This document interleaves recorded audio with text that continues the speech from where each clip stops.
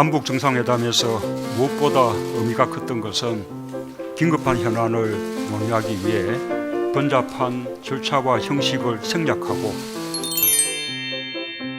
일상적인 만남처럼 쉽게 연락하고 쉽게 약속하고 쉽게 만났다는 사실입니다. 남북 정상회담에서 무엇보다 의미가 컸던 것은 남북의 정상이 긴급한 현안을 논의하기 위해 번잡한 절차와 형식을 생략하고 일상적인 만남처럼 쉽게 연락하고 쉽게 약속하고 쉽게 만났다는 사실입니다. 남북 간의 지난 판문점 회담이나 올해 가을에 예정되어 있는 평양 회담처럼 격식을 갖추어서 정기적인 회담을 갖는 것은 남북관계 발전을 위해 매우 중요한 일입니다. 그에 더해 정기적인 회담 사이에라도 긴급한 필요가 있을 경우 이번처럼 판문점 남측 지역과 북측 지역을 번갈아 오가며 실무적인 회담을 수시로 할 수 있다면 남북관계의 빠른 발전을 더욱 촉진할 수 있을 것입니다. 앞으로도 유사한 회담 방식이 있을 수 있다는 것을 염두에 두고 유사시 대통령 직무대행이나 군 통수권 등의 공백을 막기 위한 사전 준비, 또 군수뇌부와 NSC 상임위원들의 비상대기 등 필요한 조치들과 취재진의 균형을 갖추는 문제, 또 관련국들에 대한 사전 및 사후 통지 방안 등을 미리 잘 강구해 주시기 바랍니다.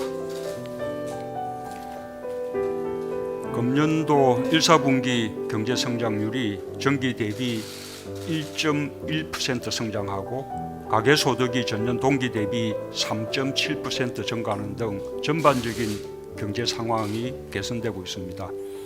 반면 일자리 증가 속도가 둔화되고 하위 20%의 가계소득이 감소하면서 소득 분배가 악화되었다는 통계가 발표되기도 했습니다.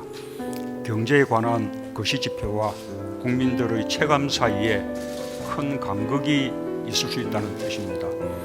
일자리 창출과 소득주도 성장이라는 정부의 정책 기조가 제대로 가고 있는지 점검이 필요한 상황입니다. 물론 일자리 정책과 소득주도 성장 정책의 성과가 국민 실생활에서 구현되는 데에는 시간이 필요할 것입니다. 또한 경제정책은 긴 호흡이 필요하므로 단기적인 성과에 내달리는 것은 바람직하지 못합니다.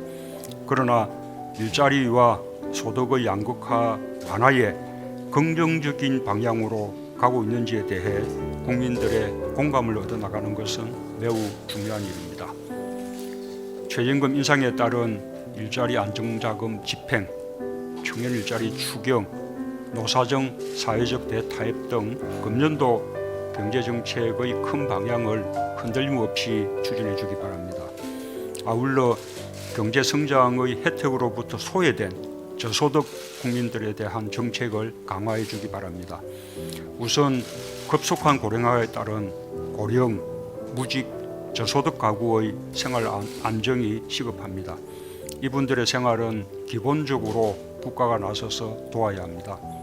기초생활보장제도 개선과 노후소득 보장 정책들을 다시 한번 점검해 주기 바랍니다. 기초연금 수급자와 어르신들을 위한 일자리 확대 지원도 더욱 강화되어야 할 것입니다. 또한 최저임금 사각지대 해소, 근로장려금 지급 등을 통해 근로빈곤 계층을 줄이는 데 정책 역량을 집중해야 할 것입니다. 실패한 자영업자들의 재기를 돕는 사회 안전망 강화와 재취업 지원 정책에 대해서도 종합 점검해 주기 바랍니다. 내일 긴급 경제점검회의에서는 대책을 급하게 마련하는 것보다 경제 현실을 정확하게 점검하고 그 점검을 다 함께 공유하는 데 주력해 주기 바랍니다. 감사합니다.